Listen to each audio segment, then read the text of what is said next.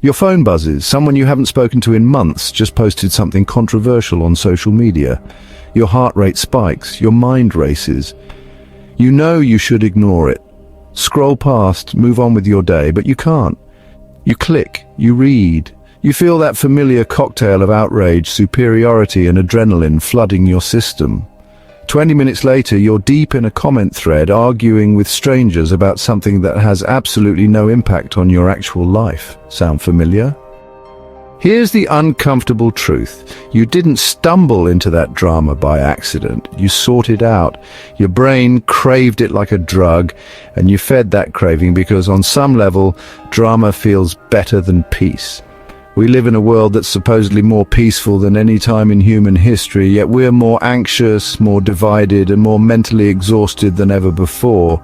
We have access to infinite entertainment, unlimited information, and unprecedented comfort, yet we're drawn like moths to flame toward conflict, controversy, and chaos. Why?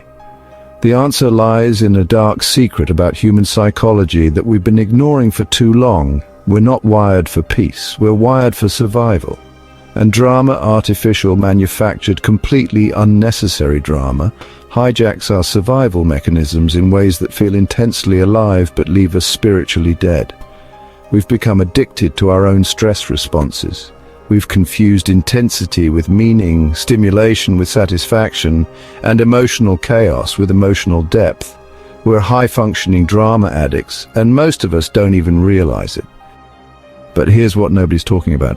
This addiction is destroying more than just our peace of mind. It's destroying our capacity for genuine connection, deep thought, creative flow, and authentic happiness.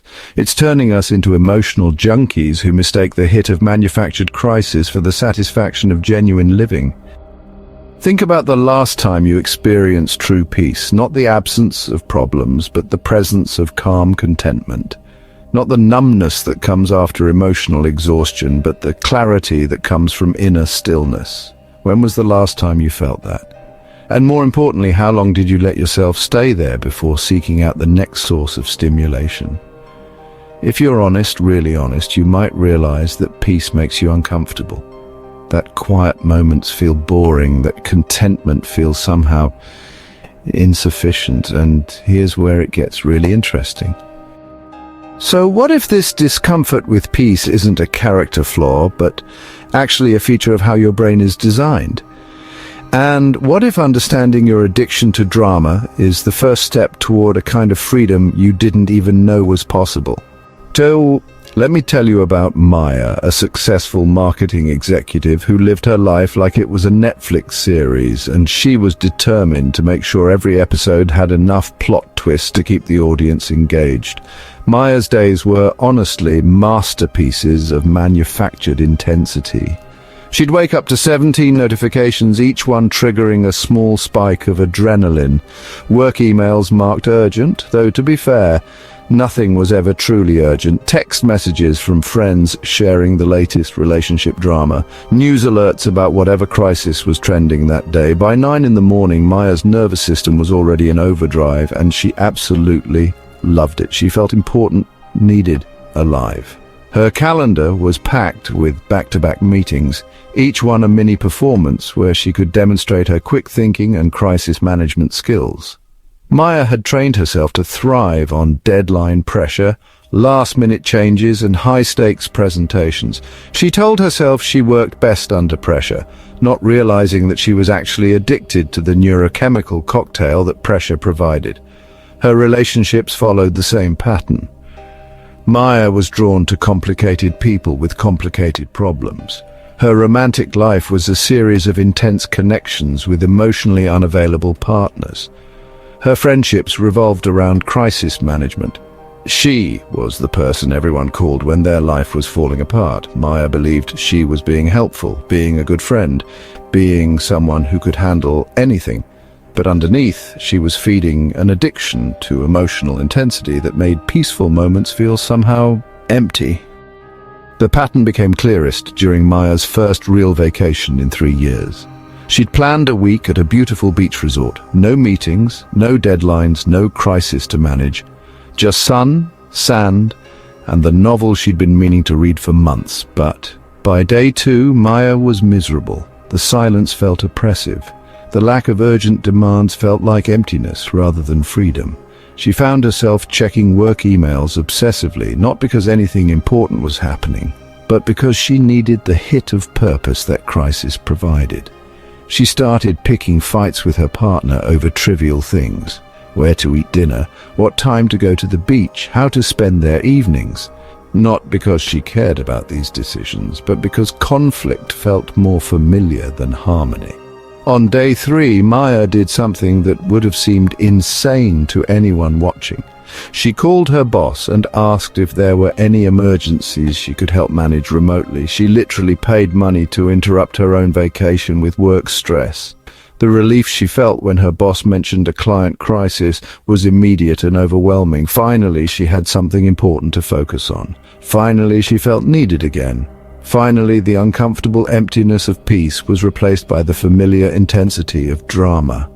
Maya spent the rest of her vacation managing a work crisis that she later learned had been completely resolved by her team before she even got involved. But that didn't matter. What mattered was that she felt important, engaged, and alive again. It wasn't until months later, during a routine checkup, that Maya learned the cost of her drama addiction. Her blood pressure was dangerously high. Her cortisol levels suggested chronic stress. Her doctor asked if she'd been going through a particularly difficult period. Maya paused. She hadn't been going through a difficult period. She had been creating difficult periods, seeking them out, manufacturing them when they didn't exist naturally. For the first time, Maya began to wonder, what if her need for drama wasn't a strength but a compulsion? What if her ability to handle crisis wasn't a superpower but a coping mechanism? What if the intensity she mistook for vitality was actually slowly killing her? That question would lead Maya down a path she never expected, a journey into understanding why humans become addicted to their own stress and what's possible when we break free from that addiction. But Maya's story is just one example of a pattern that's become epidemic in modern life. Because once you understand the psychology of drama addiction, you start seeing it everywhere. The human brain is a prediction machine, constantly scanning the environment for threats and opportunities. For 99% of human history, this system kept us alive. Today, though, it's keeping us anxious. Dr. Anna Lembke's groundbreaking research on dopamine and addiction reveals something crucial about why we seek drama. Dopamine isn't actually the pleasure chemical, it's the anticipation chemical. It spikes highest not when we're experiencing something good, but when we're expecting something potentially good or bad. Drama provides constant uncertainty, and uncertainty triggers dopamine release.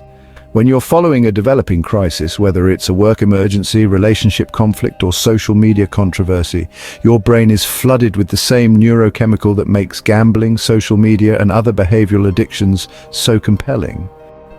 But here's the catch. Like all addictive substances, drama requires increasing doses to provide the same hit. What felt intensely stimulating last month feels normal this month. You need bigger crises, more complex problems, more intense conflicts to achieve the same neurochemical high. Dr. Robert Sapolsky's research on stress and behavior shows that moderate, controllable stress can indeed be stimulating and even beneficial. But chronic stress, the kind that comes from manufactured drama, dysregulates the entire nervous system, leading to anxiety, depression, and a host of physical health problems. Dr. Heather Lench's research on boredom reveals something fascinating. Humans will often choose electric shocks over sitting alone with their thoughts for 15 minutes. We're so uncomfortable with unstimulated consciousness that we'll literally seek out pain to avoid peace. This isn't because we're masochistic. It's because our brains interpret lack of stimulation as potential danger. In ancestral environments, downtime could mean death. Alert, scanning, slightly anxious humans were more likely to notice threats and survive. But in modern environments, where actual threats are, pretty rare, this scanning system latches onto manufactured threats. Celebrity gossip becomes tribal warfare. Political disagreements become existential battles. Minor workplace tensions become epic struggles between good and evil. We're running Stone Age software on Space Age hardware, and honestly, the glitches are showing. Dr. Viktor Frankl observed that humans can endure almost anything if they can find meaning in it, but he also noted something else. When life lacks genuine challenges, we often create artificial ones to give ourselves a sense of purpose. Drama provides instant meaning. Suddenly, your response to a co-worker's email becomes a matter of self-respect. Your opinion about a news story becomes a moral stand. Your reaction to your friend's relationship choices becomes evidence of your loyalty and wisdom. The problem is that drama-derived meaning is addictive, but in the end, ultimately hollow. It provides the neurochemical hit of significance without the deep satisfaction of genuine purpose. Dr. Adam Grant's research on meaningful work shows that people who derive meaning from drama, from crisis management, conflict resolution, emergency response, often struggle when their environment becomes stable. They unconsciously sabotage their own peace because peace feels, well, meaningless. Dr. Bessel van der Kolk's research on trauma reveals another piece of the puzzle. Many people who are addicted to drama are actually addicted to familiar feelings that originated in traumatic experiences. If you grew up in a chaotic household, chaos feels like home. If you learn to get attention through crisis, crisis feels like connection. If you survive difficult circumstances by staying hypervigilant, relaxation feels dangerous. This isn't a conscious choice, it's an unconscious compulsion. The nervous system seeks familiar states, even when those states are frankly, objectively harmful.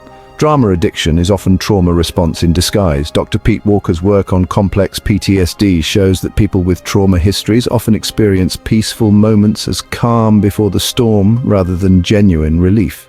They create drama preemptively to avoid the vulnerability of unexpected crisis. Dr. Tim Carson's research on social media and mental health reveals how digital platforms exploit our drama addiction.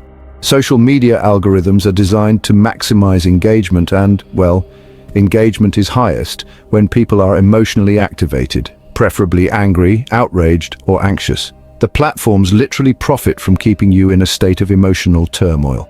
Every controversial post, every outrage-inducing headline, every algorithmic suggestion is carefully calibrated to keep your stress response activated and your attention captured.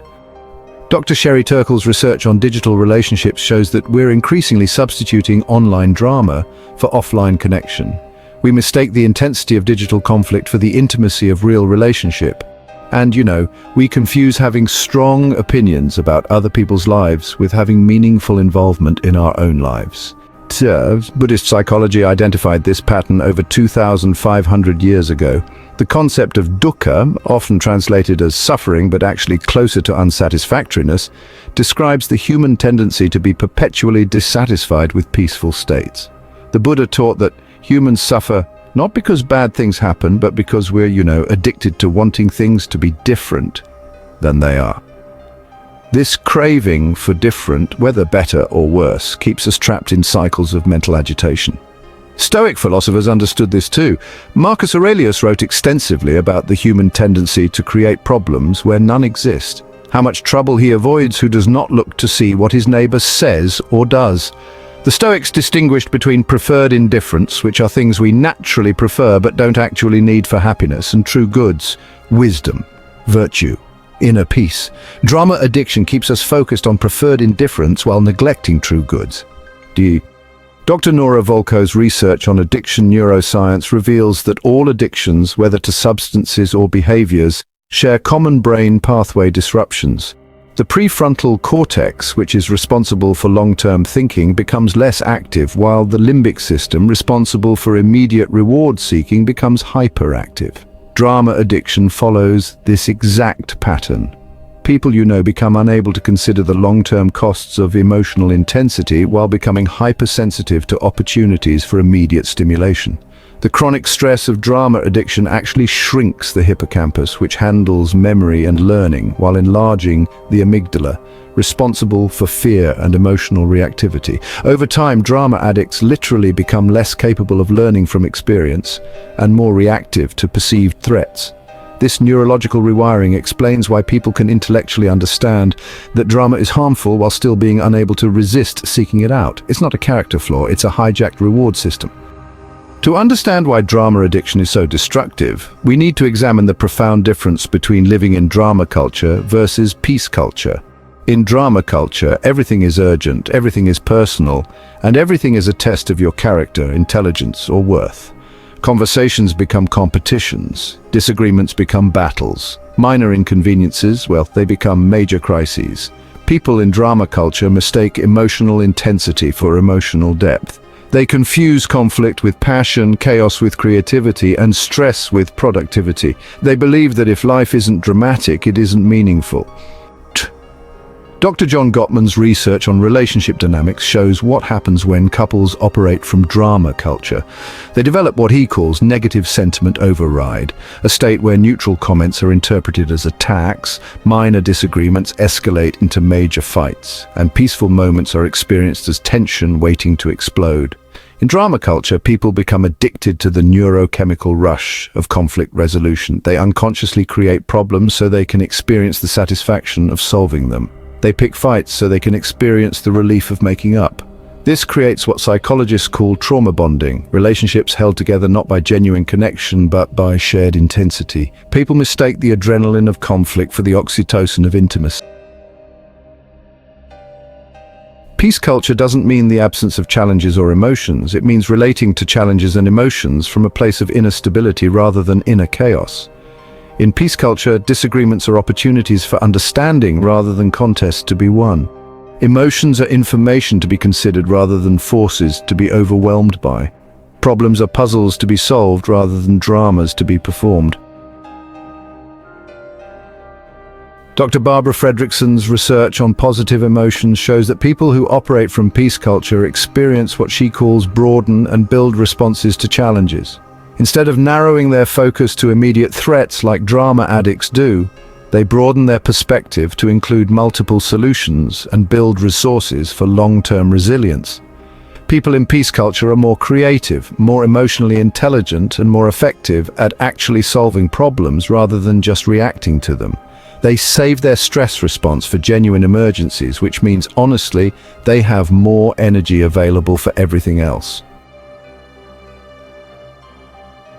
Drama is expensive. Every manufactured crisis costs you attention, energy, and emotional bandwidth that could be invested in things that actually matter to you.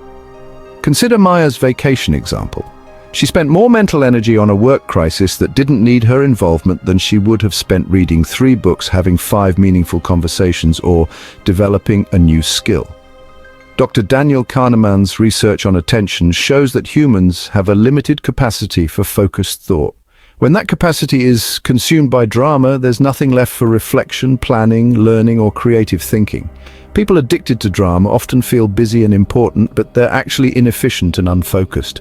They're constantly reacting to the latest emergency instead of proactively working toward their long-term goals. The difference between drama-based and peace-based relationships is profound. Drama-based relationships are characterized by intensity, unpredictability, and emotional extremes. Peace-based relationships are characterized by consistency, reliability, and emotional stability. Dr. Sue Johnson's research on emotionally focused therapy shows that secure relationships are built on what she calls accessibility, responsiveness, and engagement, qualities that require emotional regulation rather than emotional intensity. In drama-based relationships, love is proven through crisis management. She stayed with me through my breakdown becomes evidence of commitment. We fight, but we also have amazing makeups becomes proof of passion. In peace-based relationships, love is proven through daily kindness, consistent presence, and mutual growth. There's less intensity but more intimacy, less excitement but more joy, less passion but more love. Perhaps nowhere is the contrast more obvious than in creative work. Drama-addicted creatives often believe they need chaos to produce good work. They romanticize the tortured artist, the crisis-driven breakthrough, the deadline-induced inspiration. But Dr. Teresa Amabile's research on creativity shows that people produce their most innovative work when they're in positive, stable emotional states, not when they're stressed, anxious, or overwhelmed. The myth of drama-fueled creativity is just that, a myth. What feels like inspiration born from chaos is usually just the relief of escape from chaos. The work isn't good because it came from drama, It's good despite coming from drama. Creators who learn to work from peace rather than crisis are more prolific, more original, and more satisfied with their work. They don't need to wait for inspiration to strike. They create conditions where inspiration naturally arises. The physical costs of drama addiction are staggering.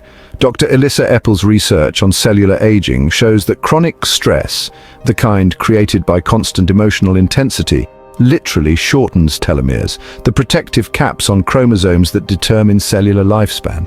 People addicted to drama age faster, get sick more often, and die younger than people who live in peace. The emotional intensity that feels so vital in the moment is actually stealing vitality from your future. Dr. Dean Ornish's research on lifestyle and heart disease shows that people who practice stress reduction techniques don't just feel better, they actually reverse arterial blockages, improve immune function, and increase longevity. Peace isn't just more pleasant than drama, it's more life-giving. So how do you break free from drama addiction?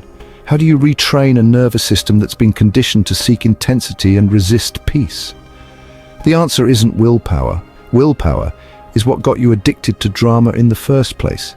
The answer is understanding the function drama serves in your life and finding healthier ways to meet those same needs. Start by honestly assessing your relationship with intensity. For 1 week, keep a simple log of every time you seek out or engage with unnecessary drama. This includes things like clicking on controversial social media posts, getting involved in other people's conflicts, creating problems where none existed, engaging in arguments that don't serve any constructive purpose, or, consuming news or entertainment that leaves you agitated rather than informed. Don't judge these behaviors, just observe them. Notice the pattern. Notice what you're feeling before you seek drama and what you're feeling afterward. Most people are honestly shocked to discover how much of their day is consumed by voluntary emotional intensity.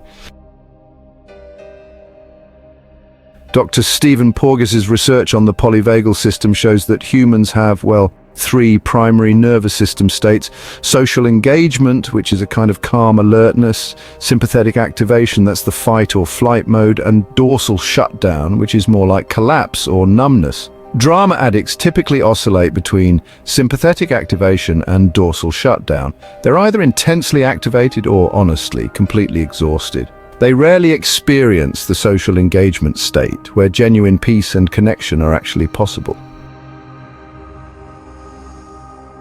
Learning to activate your social engagement system, requires specific practices. These include deep breathing exercises that slow your heart rate, gentle movement that doesn't activate fight or flight, and making eye contact or using facial expressions that signal safety. Humming, singing, or other activities that stimulate the vagus nerve can also help. These aren't just relaxation techniques, they're in fact nervous system retraining protocols. Since drama meets certain psychological needs, quitting drama cold turkey often, backfires. Instead, it's important to identify what needs drama is meeting and then find healthier ways to meet those same needs.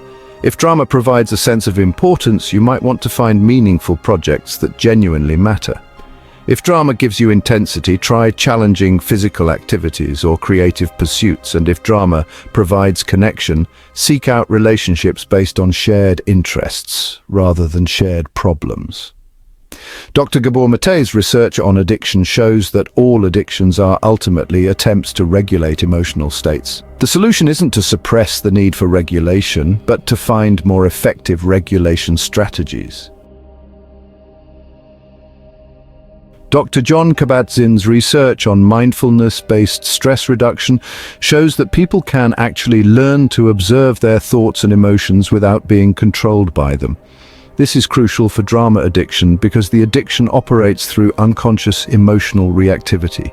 When you feel the urge to engage with drama, pause and ask yourself, what am I feeling right now? What need is this drama promising to meet? How will I feel after engaging with this drama? What would serve my long-term well-being better?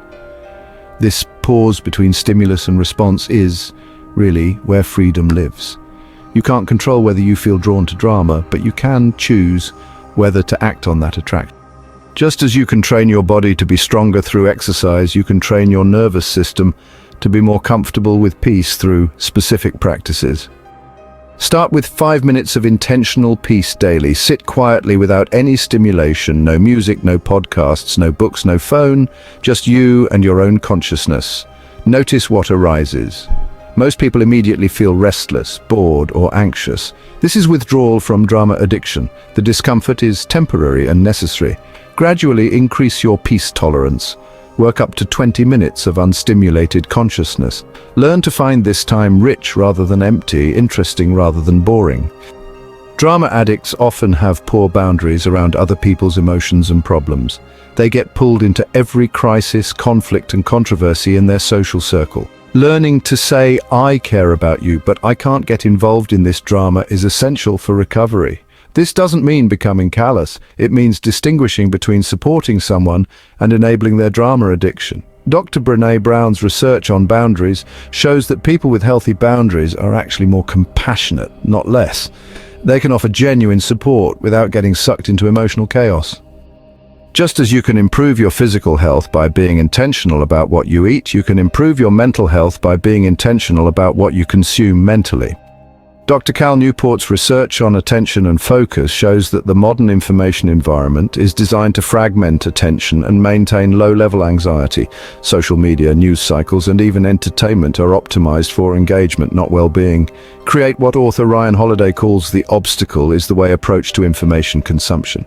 Consume only information that helps you become wiser, more effective, or more compassionate. Everything else is junk food for your attention. Examine your relationships honestly. How many are based on shared drama rather than shared values? And, how many conversations revolve around problems rather than possibilities? Consider how many connections are maintained through crisis rather than genuine care. This doesn't mean abandoning people who are going through difficult times. It means really distinguishing between people who are working through challenges and people who are perhaps addicted to creating challenges. Gradually shift your social energy toward relationships that nourish your peace rather than feeding your drama addiction. Seek out people who can enjoy simple pleasures, who can sit in comfortable silence, who can discuss ideas without turning everything into a debate.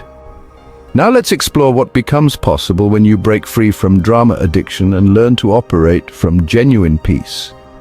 Dr. Gay Hendricks' research on peak performance reveals that people accomplish more from states of calm focus than from states of anxious intensity.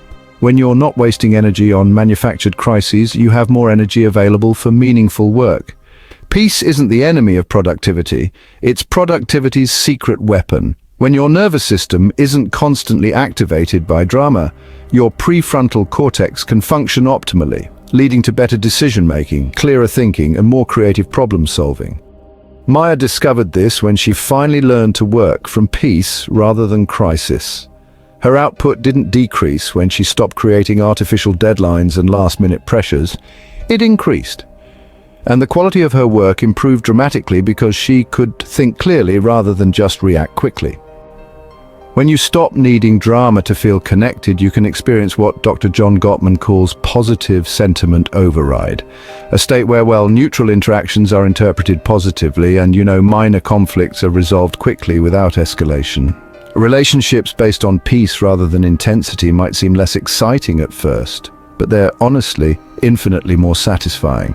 There's a quality of presence and attention possible in peaceful relationships that's just impossible when you're constantly managing emotional crises. Dr. Helen Fisher's research on love and attachment shows that the most lasting relationships are characterized not by intense passion but by calm attachment, the sense of safety and security that allows both people to be really fully themselves. When Maya stopped needing crisis to feel motivated, her creative work transformed. Instead of waiting for inspiration to strike during moments of intense pressure, she learned to create conditions where inspiration could arise naturally.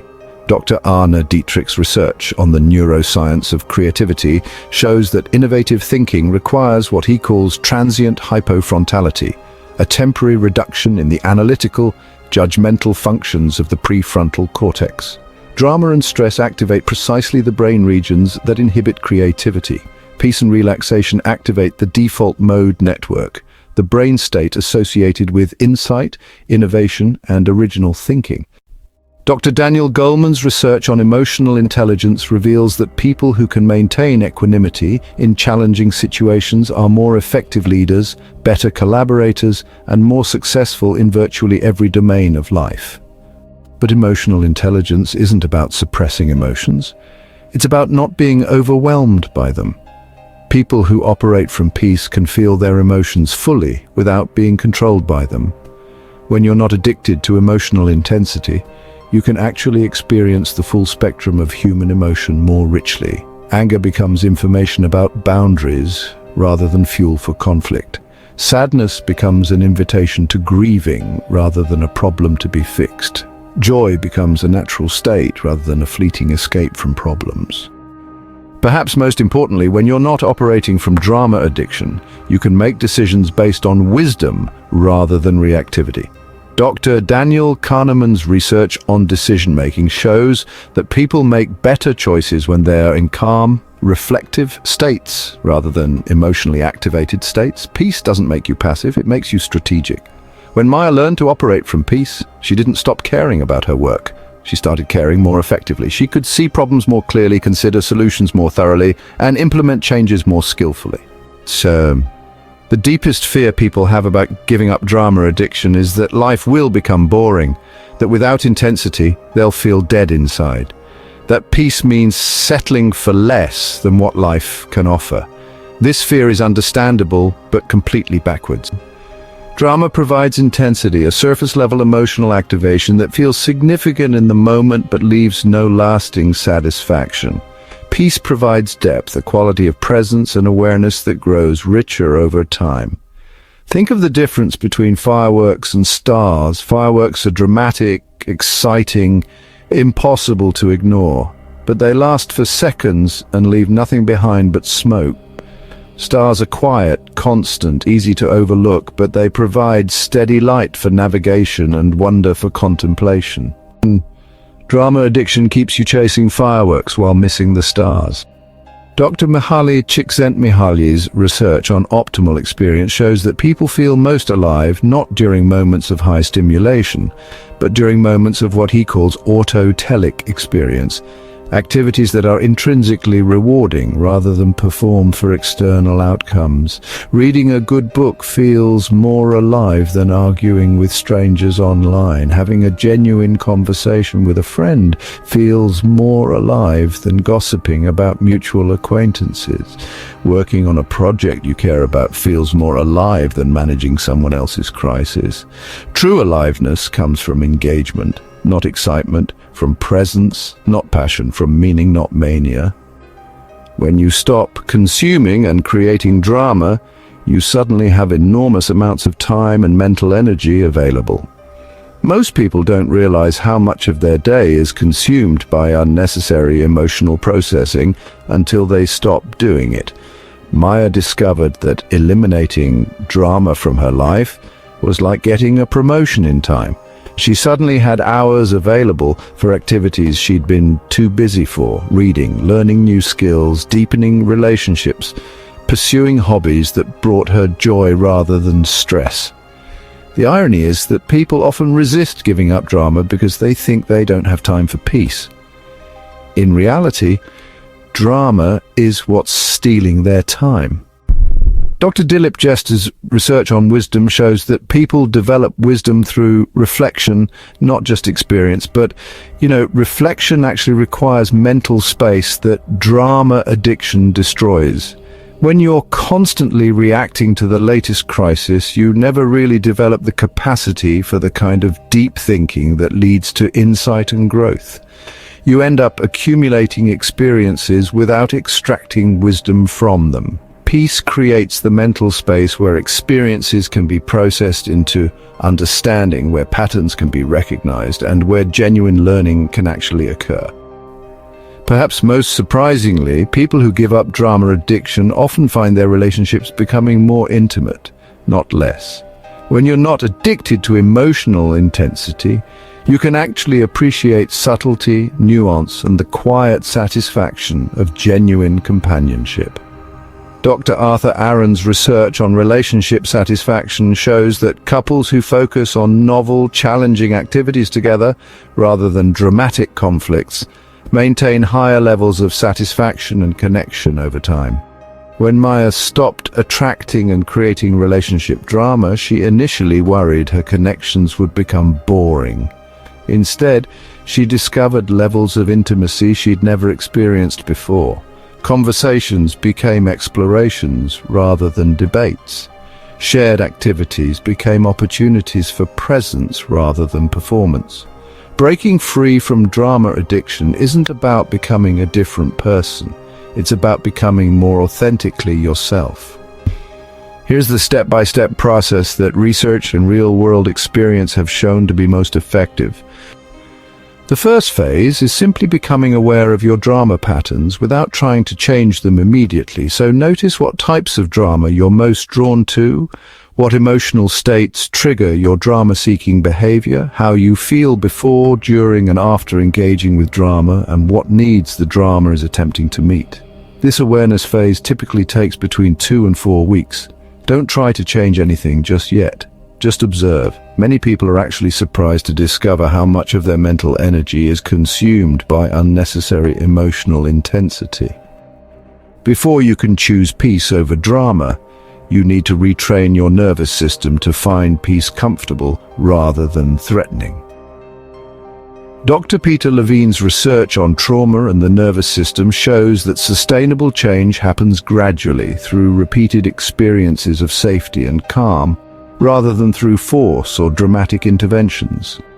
Practice daily nervous system regulation through breathing exercises that activate the parasympathetic nervous system, gentle movement that releases stored tension, progressive muscle relaxation that teaches your body what calm feels like, and, of course, time in nature, which naturally regulates stress hormones.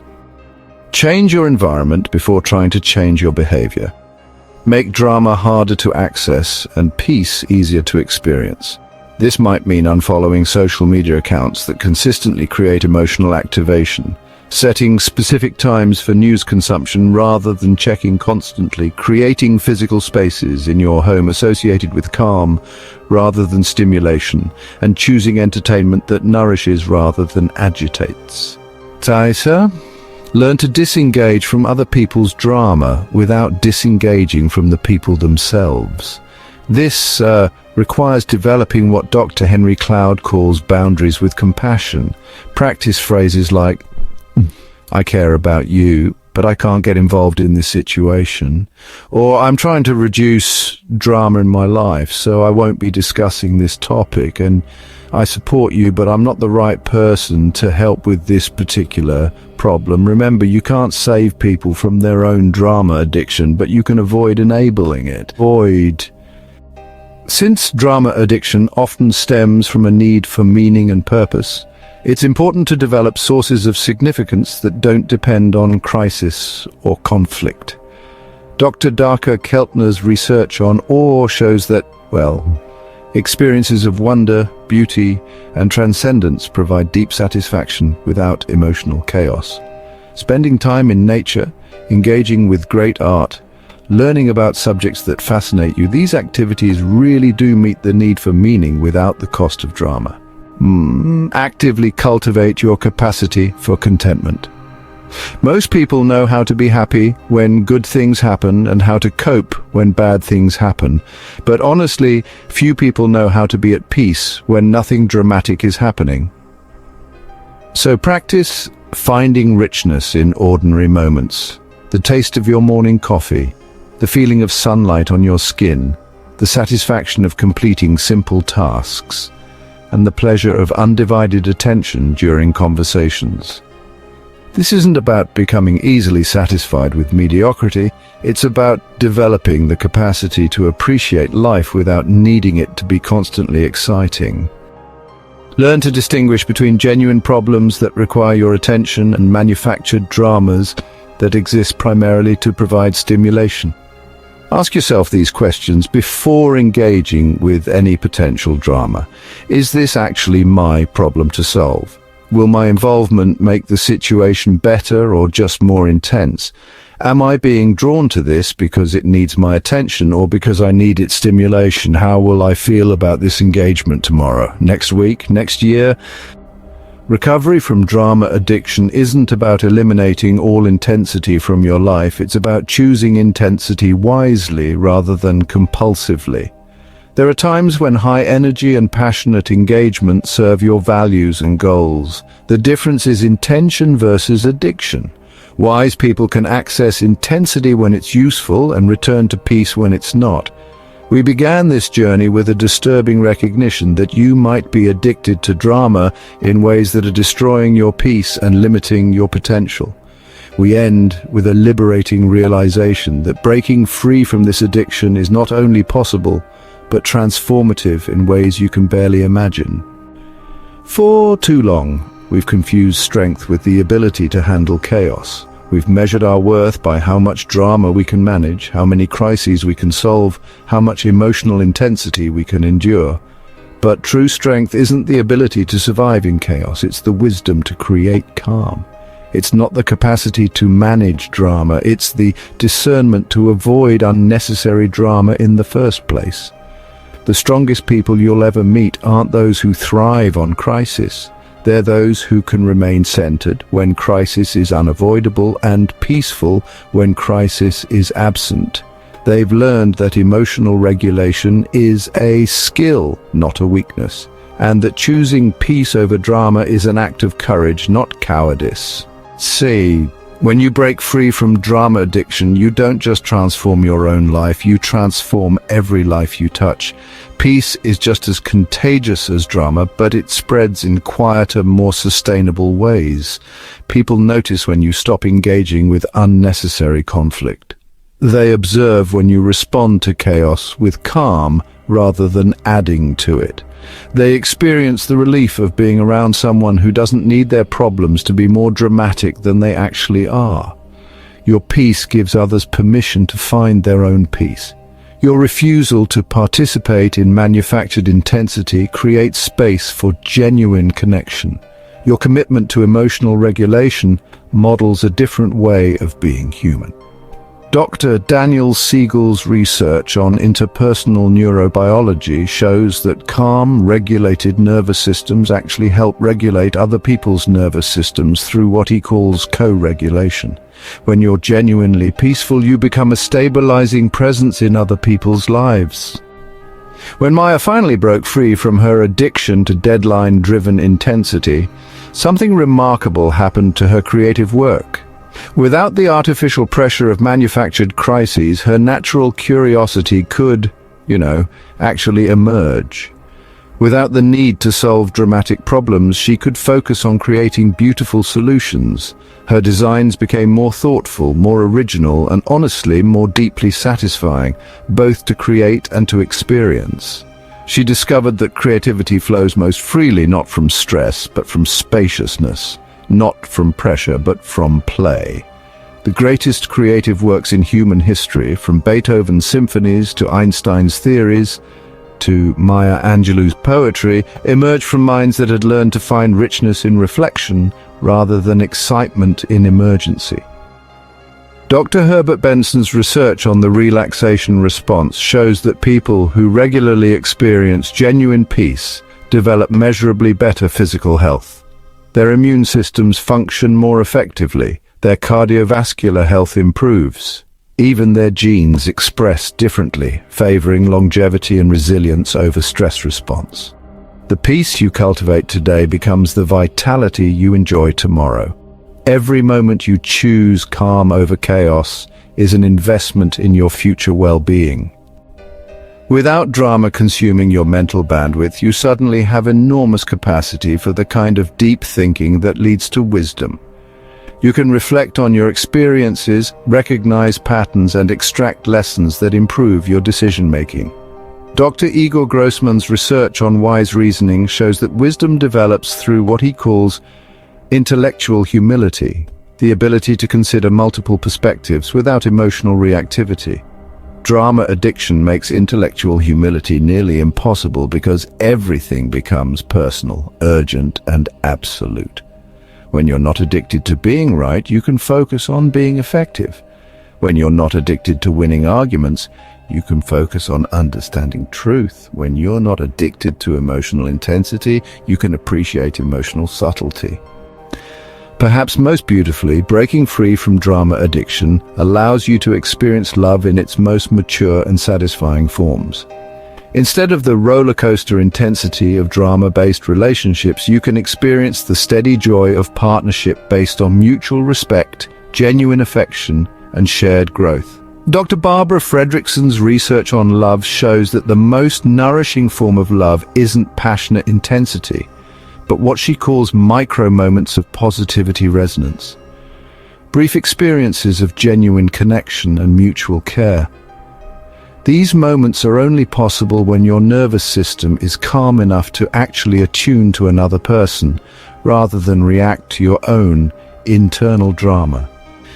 Right now you have a choice, not a choice about whether to have free will. We've established that's an illusion, but a choice about what kind of person you want to become through the natural unfolding of your experience.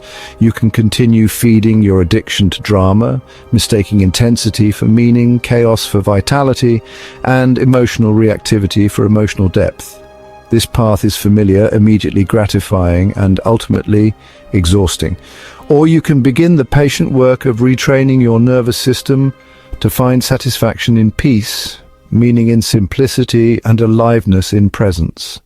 This path is unfamiliar, requires initial discipline, and leads to sustainable fulfillment. Here's what I want you to do right now before you move on to the next video or scroll to the next piece of content. Take 3 deep breaths, not dramatic forced breathing, just natural, slow, complete breaths. Notice what you're feeling in this moment, not what you think you should be feeling. Not what would be interesting to feel, but what's actually present in your experience right now. Is there any drama you've been carrying that isn't actually serving you? Any emotional intensity you've been maintaining that isn't actually necessary? Any crisis you've been engaging with that isn't actually yours to solve? For the next hour, just 1 hour, see if you can let go of any unnecessary drama and simply be present to what's actually happening in your life right now. Notice if peace feels uncomfortable at first. Notice if you feel drawn to seek out stimulation or conflict. This discomfort is normal. It's withdrawal from an addiction you probably didn't know you had. If you commit to this path, if you choose wisdom over intensity, depth over drama, presence over performance, I can't promise your life will become more exciting, but I can promise it will become more satisfying. You'll sleep better because you won't be carrying other people's problems to bed with you. You'll think more clearly because you won't be processing unnecessary emotional chaos. You'll connect more deeply because you'll be present to people rather than addicted to their problems. You'll discover that the life you were seeking through drama was actually hiding beneath the drama all along. The aliveness you were chasing through intensity was actually being obscured by that very intensity. You'll find that peace isn't the absence of life, it's the presence of life without distortion. It's not settling for less, it's finally being able to appreciate what you actually have. We are living through a time of, unprecedented external peace, and at the same time, unprecedented internal chaos. We've solved most of the survival problems that plagued our ancestors, but honestly, we haven't learned to be at peace with the solutions. We've become addicted to the very stress responses that once kept us alive. And that addiction, it's killing our capacity for the joy, wisdom, and connection that make life worth living. But this addiction is not permanent. It's actually a learned response to modern conditions, and it can absolutely be unlearned through patience, practice, and understanding. The path isn't easy, but it's simple. Choose peace over drama, presence over performance, wisdom over intensity, and, choose it again and again until it becomes natural rather than forced. The world doesn't need more people who can handle chaos. The world needs more people who can create calm. It doesn't need more people who can manage crises. It needs more people who can prevent them through their very presence. You have the capacity to be that kind of person. Not because you're special, but because you're human. And humans, when they're not addicted to their own stress responses, are naturally inclined toward peace, wisdom, and connection. The drama will always be there, ready to provide its cheap thrills and expensive costs. But so will the peace, patient, sustainable, and honestly infinitely more rewarding. The choice, as always, is yours. Though now you understand that even that choice emerges from conditions you can influence but never fully control. And somehow that makes the choice both more humble and more powerful than you ever imagined possible. Welcome to the peaceful revolution. It starts with you in this moment, with this breath. The rest unfolds naturally from there.